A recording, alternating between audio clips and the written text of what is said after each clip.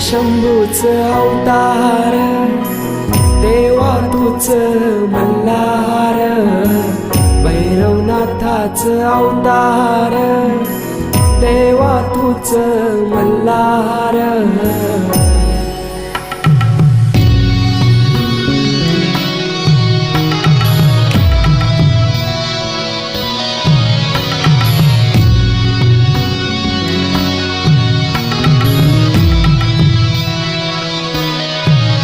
ठेवून बानाई पहिल्या पायरीला, घेऊन मानसा देवी संगतीला, वध करूनी मनी मल्हार.